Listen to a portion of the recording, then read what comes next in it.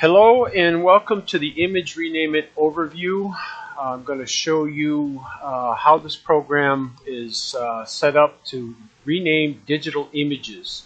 The first thing you're going to notice on this is the program, when it's open, it comes up and asks you for an activation key right away, but you can bypass that in the demo by selecting Go to Program. You'll notice up here it says Image Rename It Demo Version. There are 87 images out of 100 still remaining in this demo. Okay, once you're in the program, you'll notice that I've switched this one over to a licensed version of the program. The next thing you're going to notice is you have an automotive database that's already loaded in here, and there's a number of main tabs across the top of the screen. You have the option to create a brand new database from scratch, so you would pick a name of whatever it is you want, type it in this window here and hit save, and then you would have a completely blank brand new database, and all of these tabs, once you do that, are going to disappear.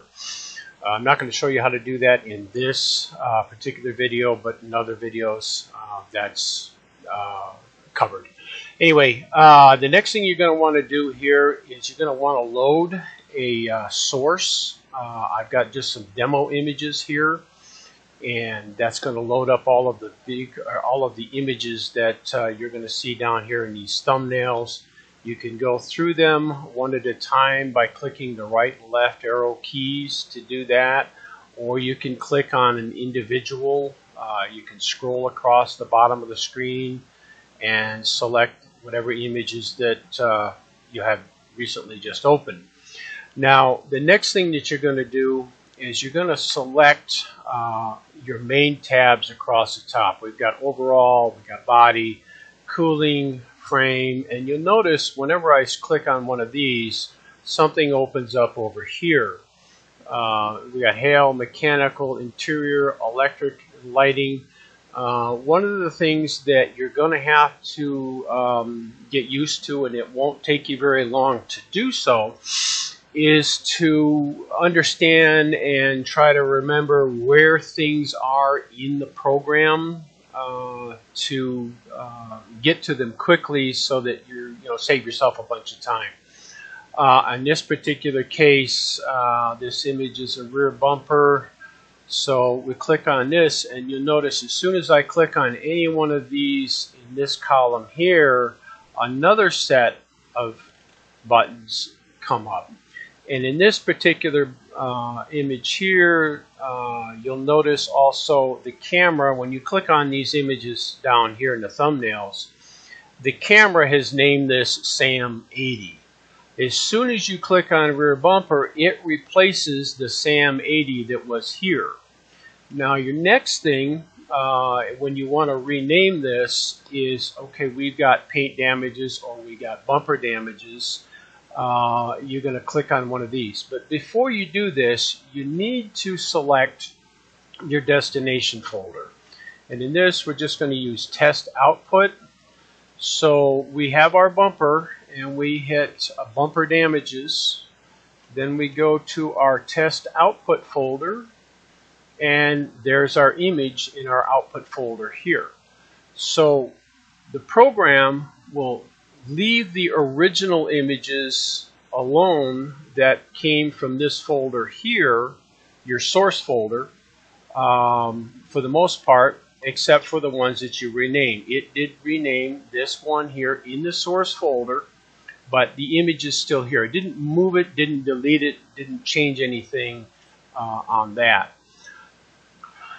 The last part of this video is the destination folders. I'll have a couple of images loaded up here.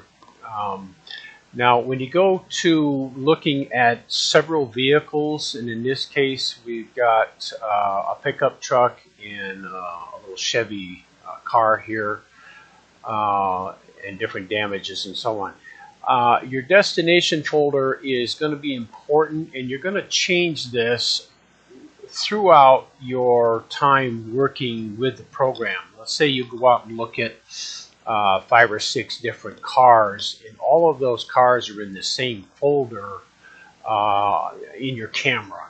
and you're going to come back to your office. Now, your destination folders can be any number of things. So let's say your pickup truck belongs to Mr.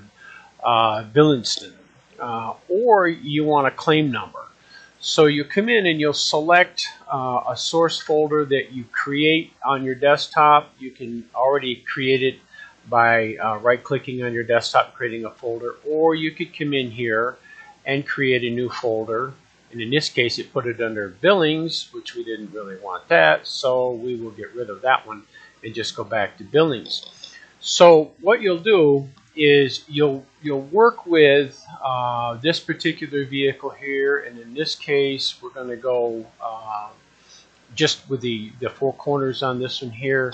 So we got left rear corner all, and then when we go to the correct folder for Billings, we've got that one image in there. And your next one that you're going to put in your four corners, you've got your left front corner, or your right front corner in this particular case, and that shows up in your folder. However, when you're done with Mr. Billings and you're going to go to another vehicle, which is still in your source folder, you're going to come back up here again and you're going to select a completely new folder. That way, your images are going to be sent to the next folder for the next vehicle.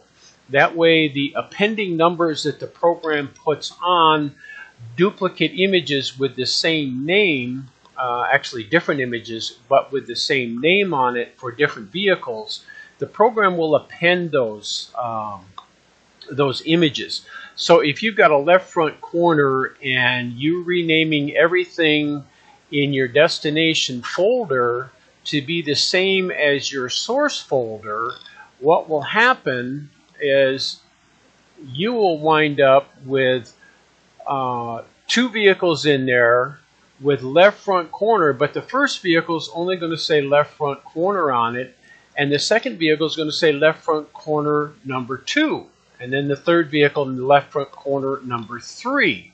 So what you do to eliminate that is you use a particular folder for each vehicle, whether it be a claim number or the owner's name of the vehicle or whatever. When you try to rename the several different images with the same name, what you will get is you've done just one here in claim folder. You get four corners, left front corner, all. However, coming over and looking at another folder for Mr. Billingston, we've got left front corner all here, but the next image we did left front corner all, it put a number 2, so it appended that. So putting all of the images in the same folder, you're going to get these appending numbers every time you use the same name on any given folder with whatever images are in that folder.